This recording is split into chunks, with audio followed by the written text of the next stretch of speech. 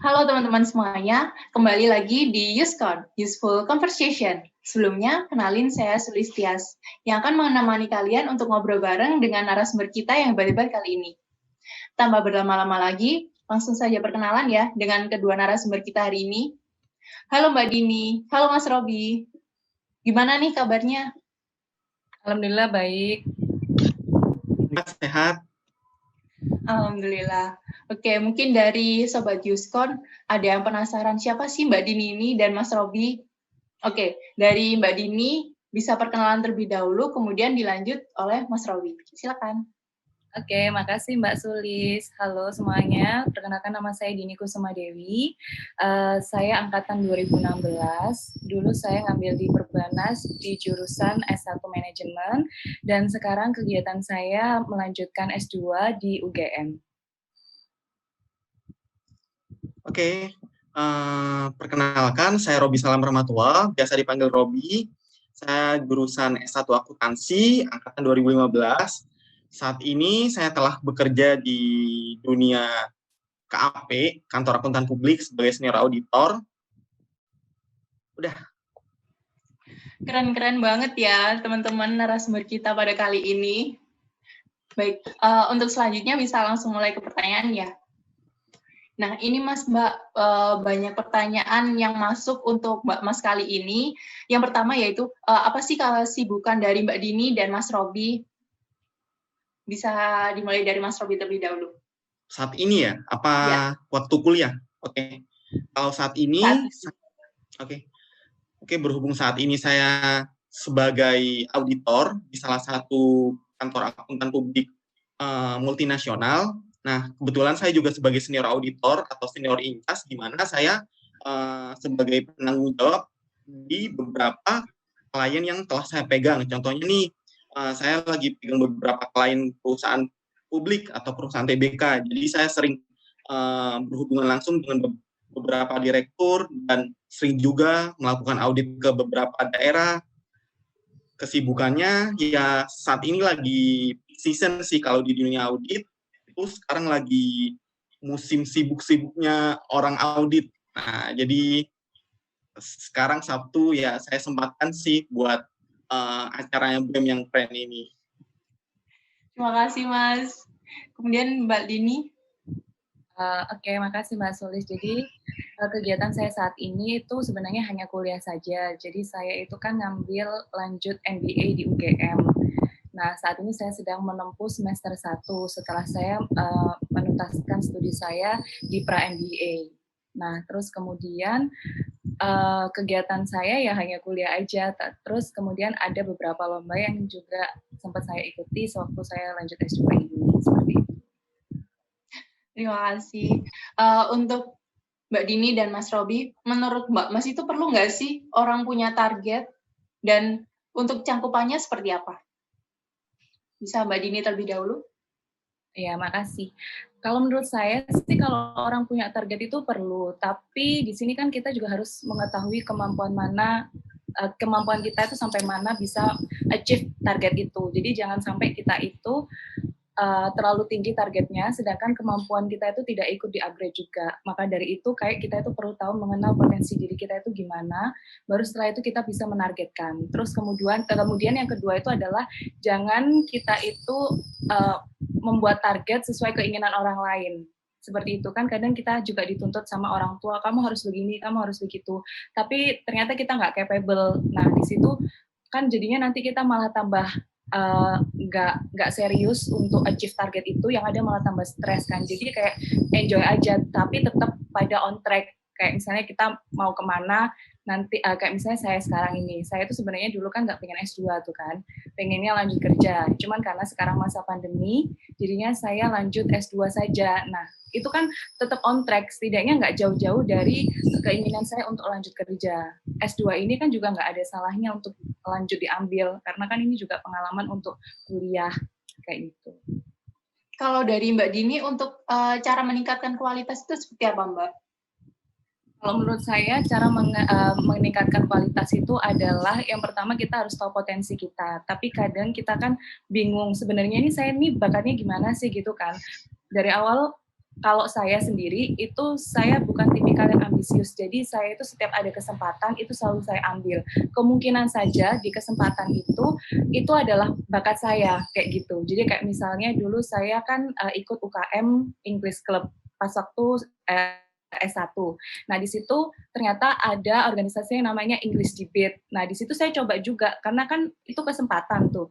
Ternyata potensi saya juga bisa masuk di situ. Nah, di situ ketika kita udah tahu dan kita semakin ngasah, itu semakin kita mengenal diri kita gitu loh. Kita ini maunya gimana, nanti bawanya itu gimana, kayak gitu. Oke, lanjut ke Mas Robi ya. Kalau orang itu perlu target nggak sih, Mas? Ya, ini pertanyaan yang sangat bagus sih. Kalau saya boleh jujur nih, sebenarnya kita tuh nggak bisa hidup tanpa tujuan. Jadi kita harus punya tujuan dan target yang jelas. Nah, sebagai suatu contoh, kalau semisal kita hidup tanpa tujuan, kita hidupnya tuh ngalir begitu aja. Nggak ada target dan nggak ada titik-titik yang bakalan kita tuju. Nah, oleh karena itu, saya dari kuliah, saya udah menyusun beberapa target. Targetnya itu skala besar, skala kecil. Nah, biasanya kalau saya kuliah, saya udah menyusun target yang mulai terbesar terlebih dahulu. Nah, biar target yang gede itu kelihatan realistis, saya breakdown lagi tuh ke beberapa target-target kecil yang harus saya achieve di tiap harinya, tiap minggunya, atau tiap bulannya. Sebagai suatu contoh, kalau saya kuliah, waktu itu saya udah punya target, saya ingin punya IP yang bagus, IP 4. Saya langsung punya patokan, pengen punya IP 4, pengen jadi lulusan terbaik, pengen jadi mahasiswa berprestasi, dan lain sebagainya. Nah, biar target itu kelihatan realistis, apa sih yang saya harus lakukan tiap hari? Saya breakdown target-target itu menjadi target-target kecil. Contohnya, tiap kali saya ada kuis atau ada ujian, maka saya harus mendapatkan nilai yang maksimal.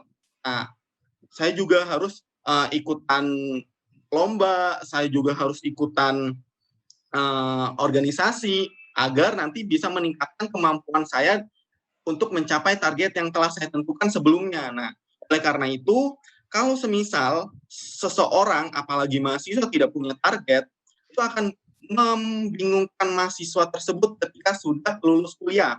Nah, banyak nih mahasiswa yang kuliah pulang, ketika sudah lulus kuliah, dia bingung mau ngapain. Karena menurut saya, life is about competition. Hidup itu selalu berkompetisi dengan orang lain, tapi itu kembali lagi bagaimana seseorang memandang hidup itu sendiri. Tapi menurut saya hidup itu merupakan kompetisi, entah kompetisi dalam berbuat kebaikan, mengajar suatu prestasi, dan lain sebagainya. Nah, menurut saya kalau untuk seseorang itu harus punya target, itu merupakan sebuah kewajiban. Karena kembali lagi yang telah saya sebutkan sebelumnya, bahwa kalau semisal nggak ada target, maka itu akan membuat kesusahan pada diri orang itu sendiri. Nah, itu sih menurut saya. Baik, dari semester 1 berarti Mas Robi sudah punya plan untuk target-targetnya ya? Betul. Kalau dari semester 1, saya udah nyusun beberapa target sih. Dulu pas semester 1 nih, saya udah ikut beberapa kompetisi, dimulai dari tingkat institusi terlebih dahulu. Saya coba ikut kompetisi, ikut kepanitiaan, terus kemudian ikut kompetisi tingkat nasional. Nah, meskipun kalah tuh di awal-awal itu wajar. Nah, tapi selama kita memiliki daya semangat yang tinggi, kita jadikan kegagalan itu sebagai sebuah evaluasi untuk target kita yang di masa yang akan datang. Nah, makanya saya selalu percaya bahwa ketika kita gagal, berarti kita telah menghabiskan data gagal kita untuk sukses di kemudian hari. Nah, itu sih yang saya selalu percaya dan saya selalu pegang kata-kata itu. Baik, dari Mbak Dini dan Mas Robi untuk posisi sekarang, maksudnya dari Mbak Dini kan untuk S2 dan Mas Robi kerja di KAP, apakah dulu sudah mentargetkan seperti itu atau dengan berjalannya waktu? Bisa dimulai dari Mas Robi terlebih dahulu.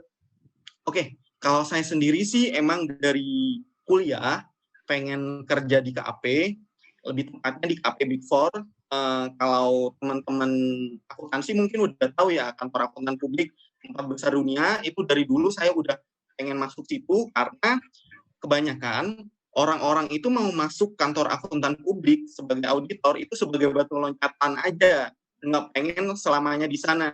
Nah, sama seperti yang saya alami saat ini, ketika saya sudah terjun di dunia auditor, banyak banget ilmu yang saya dapatkan. Nah, saya udah prediksi nih sebelumnya ketika saya terjun di dunia auditor, itu pasti saya akan mendapatkan pembelajaran yang secara praktek. Di mana ketika saya kuliah, saya belajarnya by teori aja. Nah, ketika saya kuliah, ketika saya kerja, itu seluruh yang telah saya dapatkan ketika di bangku kuliah, itu saya aplikasikan di dunia kerja. Nah, hasilnya apa saat ini? Hasilnya saya saat ini udah bisa dibilang double promote. Nah, double promote sehingga saya dapat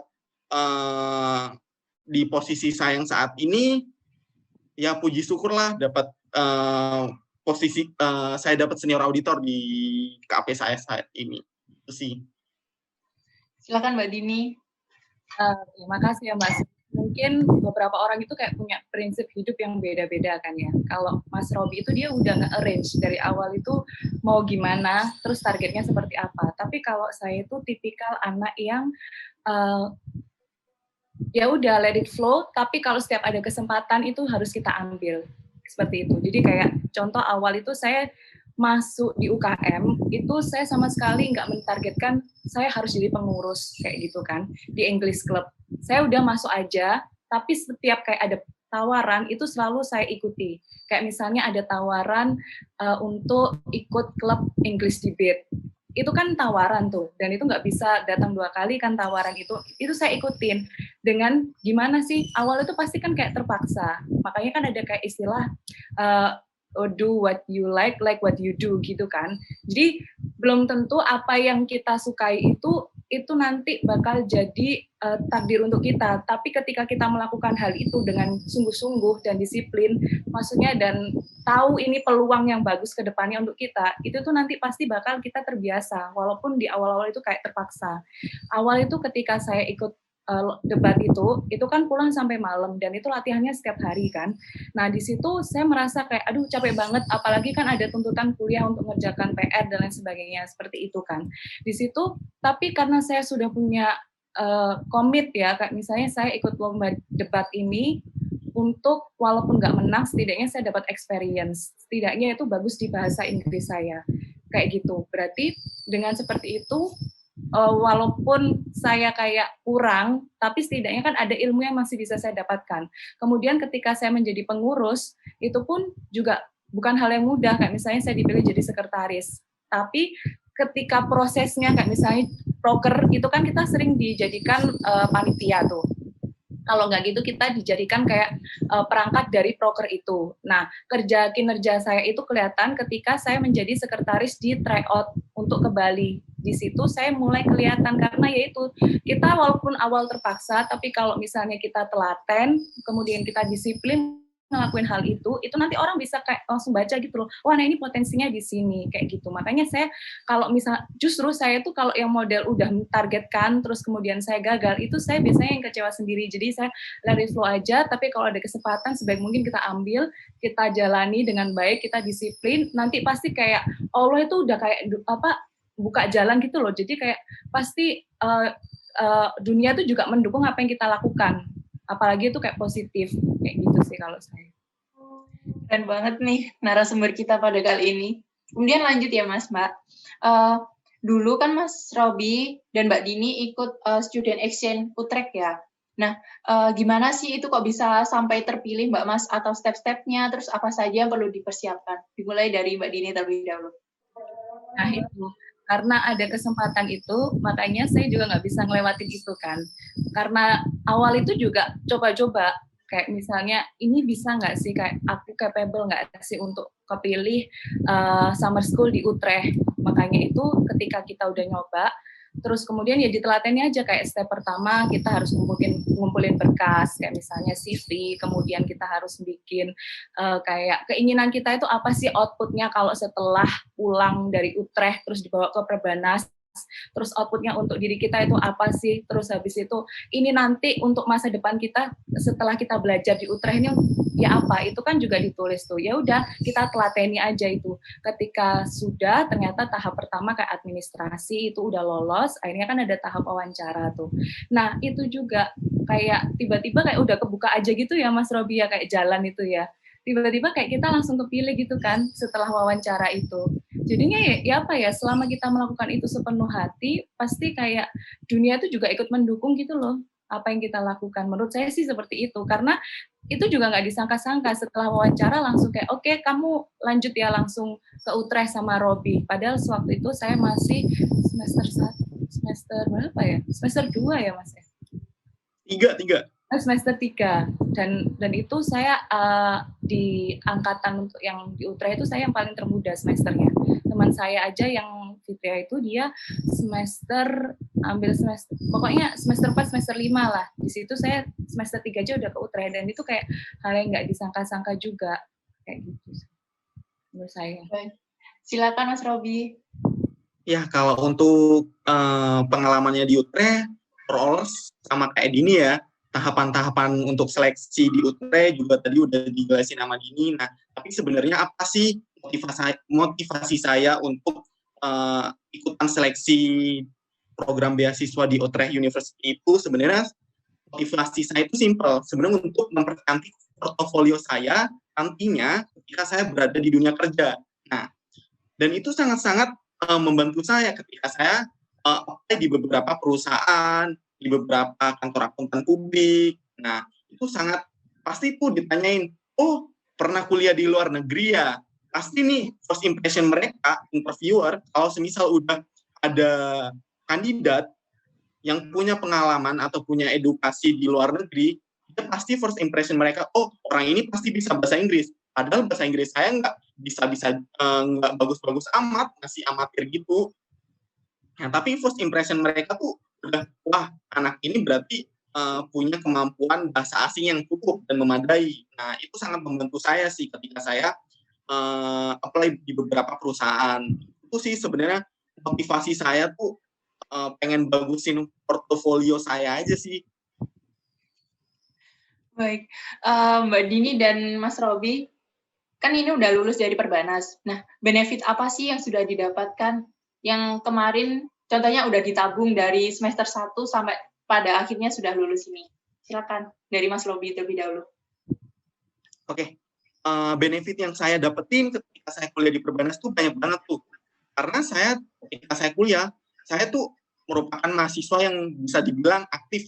Nah, sebagai suatu contoh, ketika saya kuliah, saya nggak kuliah pulang. Saya aktif jadi asisten mahasiswa, saya juga aktif internship atau magang di departemen yang ada di Perbanas. Terus kemudian saya juga sempat jadi manajer di organisasi mahasiswa. Saya juga aktif untuk ikutan lomba-lomba baik di tingkat institusi, regional, nasional. Nah, itu saya sangat aktif di beberapa kegiatan yang diselenggarakan oleh pihak kampus. Apa sih dampaknya? Dampaknya pada saat ini saya memiliki hard skill dan soft skill yang bisa dibilang cukup untuk terjun di dunia profesional. Nah, oleh karena itu saya sudah siap banget nih sebenarnya ketika saya udah lulus kuliah, saya sudah siap dan matang untuk terjun di dunia profesional. Karena jujur aja ketika saya udah lulus kuliah, saya udah sempat apply di beberapa perusahaan, baik itu perusahaan nasional, multinasional. Itu saya juga sempat reject beberapa offering dari perusahaan multinasional. Kalau kalian tahu nih nanti ada salah satu perusahaan multinasional itu ada namanya program manajemen trainee. Nah, itu juga saya sempat terima di sana, tetapi saya juga terima di PT lain dan di KAP juga. Nah, akhirnya saya milih di KAP karena itu sesuai dengan keinginan saya pada saat kuliah. Nah, sebenarnya simple. Apa yang kamu tanam, apa yang kamu lakukan itu sebenarnya apa yang kamu lakukan pada saat ini itu akan menjadi hasil yang akan kamu nikmati di masa yang akan datang. Nah, Saya percaya itu ketika kamu telah melakukan semaksimal saat ini, maka esoknya kamu akan mendapatkan hasil yang maksimal juga. Karena apa yang kamu dapetin saat ini tuh merupakan cerminan dari apa yang telah kamu kerjakan di masa yang lalu. Nah, itu sih. Setuju banget sama kata-katanya Mas Robi nih. Satu lagi nih, Iya, kalau silakan di Perbanas tuh sebenarnya benefit yang saya dapetin ini, relasi ketika saya kuliah, saya itu bangun relasi nggak cuma di dunia mahasiswa aja, saya coba bangun relasi dengan dunia luar, saya juga coba bangun relasi dengan dosen, karyawan-karyawan Perbanas. Nah, makanya ketika saya lulus kuliah, saya dapat tawaran juga dari beberapa dosen, mau nggak ikut saya di kantor akuntan publik ini, mau nggak kamu bantuin penelitian saya. Nah, makanya kalau udah lulus dari Perbanas, itu usahain udah mateng, karena banyak fasilitas yang telah disediakan oleh Perbanas untuk mendukung mahasiswanya untuk siap terjun di dunia profesional. Sebenarnya itu sih. Oke, terima kasih Mas Robi. Silakan Mbak Dini. Ya, makasih. Kalau menurut saya itu, hidup itu kan punya caranya sendiri ya. Kayak pasti sering ngasih kita kejutan-kejutan. Nah, ada kayak beberapa hari itu kita ngerasa seneng, tapi ternyata beberapa hari kemudian itu kita kayak ngerasa sedih, terus kayak dikasih ujian. Dulu itu saya nggak pernah menargetkan untuk saya di stay Perbanas. Cuman karena papa saya itu adalah dosen Perbanas, dan saya juga pas waktu SNMPTN itu juga nggak masuk di UNER ataupun UNESA. Waktu itu kan saya cita-citanya sebenarnya pengen jadi guru bahasa Inggris. Nah, cuman karena nggak masuk di sana, terus kemudian persiapan untuk SBMPTN itu juga limited, maksudnya kayak waktunya dikit banget untuk persiapan TPA, terus kemudian tes bahasa Inggris dan sebagainya untuk persiapan administrasi. Akhirnya saya putuskan, ya udahlah, saya masuk Perbanas. Nah, pas waktu saya masuk Perbanas itu pun juga karena itu keinginan saya. Maksudnya kayak, aduh, percuma gitu loh Kak, misalnya belajar dengan waktu yang dikit, terus ternyata pas waktu SBMPTN saya nggak keterima. Toh, universitas itu nggak menjamin seseorang itu untuk bisa lebih sukses, karena kan kayak kesuksesan orang itu kan ya dari diri sendiri, bukan dari nama universitas.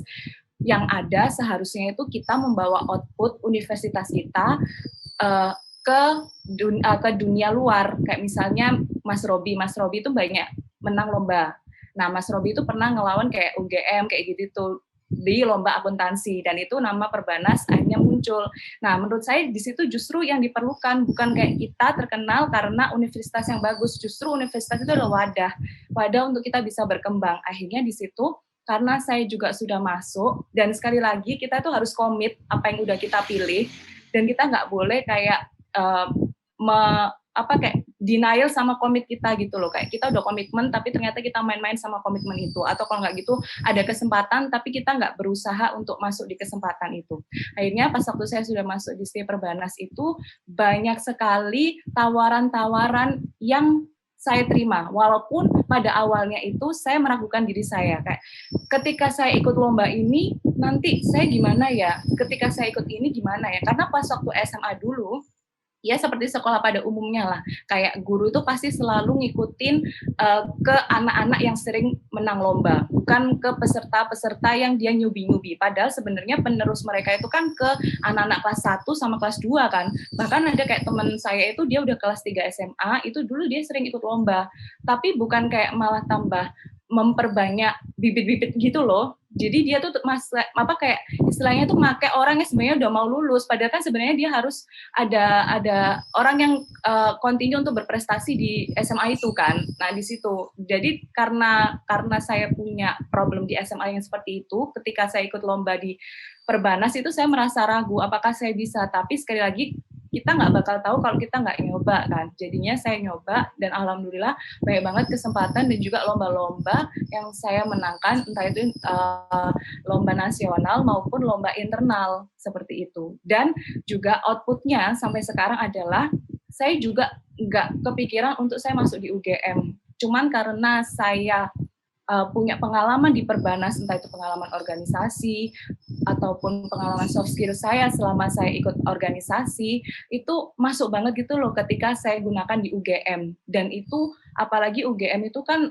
persaingannya ketat tuh, anak-anaknya juga banyak yang pinter-pinter. Akhirnya dari situ justru ilmu-ilmu yang ada di Perbanas, entah itu hard skill maupun soft skillnya itu, sama yang kayak Mas Robi bilang tadi, itu bermanfaat banget ketika saya masuk di di UGM. Dan satu lagi, kita itu harus punya strategi.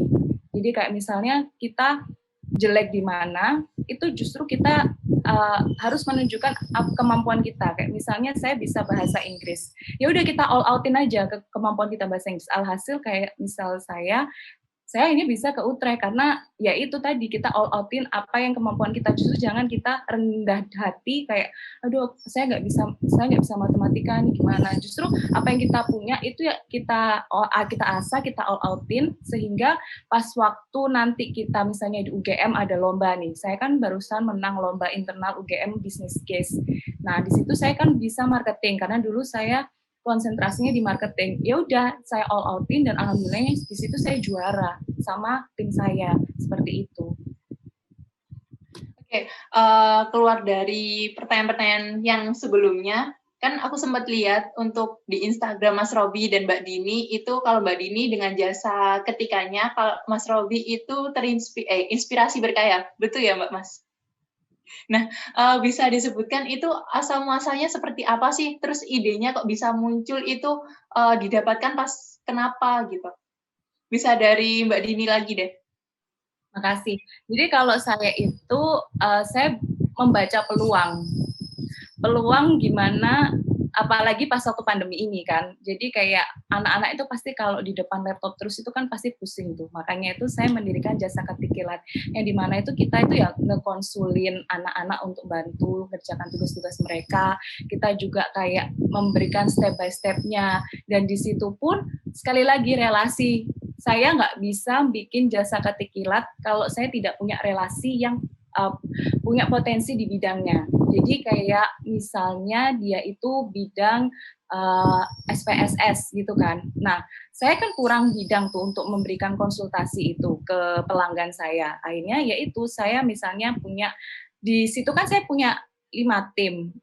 Di situ mereka kayak misalnya teman saya namanya Yogo, itu dia kemampuannya di SPSS. Berarti nanti dia yang kayak memberikan konsultasi ke anak-anak yang sedang menempuh skripsi untuk mengerjakan tata cara SPSS itu kayak apa. Terus kemudian ada juga yang di bidang desain, itu dia yang kayak membuat desainnya itu nanti seperti apa. Jadi jasa ketik kilat itu ada karena saya bisa membaca peluang kalau anak-anak ini pasti butuh untuk kedepannya kayak dibantu untuk mengerjakan tugas-tugasnya seperti itu. Baik, silakan Mas Robi. Oke, kalau saya sih sebenarnya ngomong jujurnya karena kenapa saya menciptakan inspirasi berkarya, karena itu merupakan salah satu penyesalan saya ketika saya di dunia kuliah itu nggak melakukan atau aktif di dunia sosial project. Nah, makanya ketika saya kerja, saya baru sadar sebenarnya ikutan sosial project itu merupakan sebuah keharusan menurut saya untuk mereka yang ingin ambil S2, terutama untuk beasiswa LPDP di luar negeri. Nah, itu ternyata kalau saya ikutin beberapa beberapa saran dari teman-teman saya yang udah dapat LPDP di luar negeri, itu salah satu faktor utamanya dia aktif untuk ikutan social project. Nah, makanya itu saya kemarin kepikiran tuh, oh ya udah, sekarang kan lagi di situasi pandemi.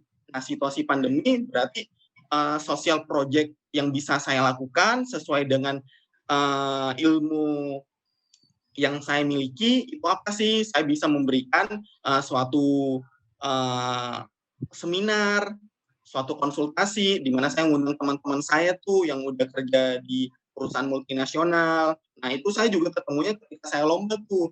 Ketika saya lomba sama teman-teman saya UI, UGM, saya berhubungan berhubungan baik dengan mereka, terus kemudian saya coba kontak mereka, dan itu saya juga ketemu di perusahaan yang sama, dia juga ketemu di KAP yang sama. Ya udah, saya coba kontak dia, mau nggak bantuin saya untuk sharing pengalaman kalian, gimana sih kalian bisa keterima di KAP ini, bisa keterima di universitas yang terbaik di Indonesia, gimana ceritanya, dan kamu bisa ngasih motivasi kepada adik-adik kalian. Nah, dari situlah sebenarnya alasan saya mengapa saya mendirikan Inspirasi Berkarya. Intinya ingin memotivasi teman-teman, ingin memotivasi adik-adik semuanya untuk selalu berinspirasi dan berkarya tentunya.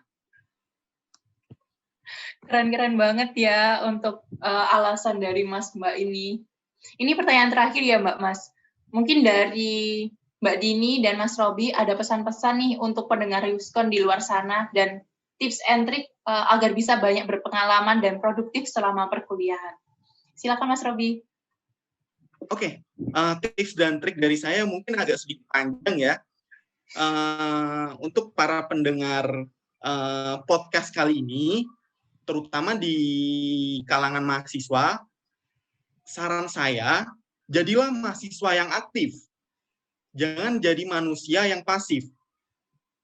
Nah, oleh karena itu, ketika kalian kuliah, maka banyaklah atau ikutilah beberapa program yang telah disediakan oleh pihak kampus. Dan kalian juga aktif untuk ikut organisasi di luar kampus juga. Sebagai suatu contoh, ketika kalian masuk Perbanas, maka ada organisasi mahasiswa yang bisa kalian ikutin. Usahakan sampai tahap tahap manajer, bisa ikutan BEM, BPM, atau jadi manajer di beberapa organisasi mahasiswa, karena itu beneran ngebantu kalian ketika kalian lulus kuliah. Ketika lulus kuliah tuh kalian di dunia kerja pasti akan ditanya, ketika kalian kuliah, kalian tuh ngapain aja. Nah, bisa kalian ceritakan tuh ketika saya kuliah, saya telah aktif untuk aktif di beberapa kegiatan organisasi kemahasiswaan. Saya telah menyelenggarakan berbagai event dan saya sebagai ketua divisi di sana. Nah, nanti bisa ada bahan untuk kalian ceritakan kepada pihak interviewer bahwa kalian itu merupakan seseorang yang haus akan ilmu. Nah, itu sih pesan saya, teman-teman itu harus aktif di dunia perkuliahan. Dan satu lagi nih, di dunia perkuliahan itu teman-teman harus jangan cuma hari ini kuliah, ya udah habis kuliah, habis itu tinggal tidur atau tinggal nongkrong. Itu merupakan menurut saya rugi kalau kalian cuma kuliah, habis kuliah nggak dibaca lagi, nggak direview lagi. Mata kuliah itu sebenarnya akan bermanfaat buat kalian nantinya ketika kalian terjun di dunia profesional. Nah, oleh karena itu, tips dan trik dari saya yang pertama itu tadi harus jadi mahasiswa yang aktif. Dan yang kedua, harus pintar cari-cari peluang. Nah, cari-cari peluang itu dalam artian, apalagi di situasi pandemi seperti ini, keahlian mahasiswa itu sangat diuji. Nah, dalam artian kan banyak nih ekonomi masyarakat yang sedang terdampak. Teman-teman yang sedang kuliah bisa melakukan bisnis kecil-kecilan, bisa melakukan kolaborasi dengan temannya untuk membangun suatu bisnis. Nah, itu saran saya bisa dilakukan mulai saat ini. Nah, mumpung mumpung masih kuliah. Nah, terus yang ketiga, relasi. Perbanyaklah relasi. Nah, karena relasi itu merupakan sesuatu yang sangat penting banget ketika kalian udah kerja. Nah, saya aja pindah ke KAP yang saat ini karena relasi, karena orang dalam katakanlah. Tapi orang dalam itu orang dalam yang positif. Orang bilang kan, saya nggak mungkin bisa masuk suatu perusahaan yang bagus kalau nggak ada orang dalam. Mungkin bisa iya, tapi mungkin juga bisa tidak. Nah, oleh karena itu, bagaimana sih kita bisa dapat orang dalam itu? Orang dalam itu dalam artian jangan dikonotasikan hal yang negatif ya. Kita masuk suatu perusahaan, kita juga ada orang kenalan di dalamnya. Nah, tapi untuk mendapatkan relasi di dalam perusahaan itu, kita bangun suatu relasi itu nggak mudah. Contohnya, kita pernah menang lomba di suatu kompetisi A. Kebetulan jurinya pemilik di perusahaan A itu. Nah, kenal lah.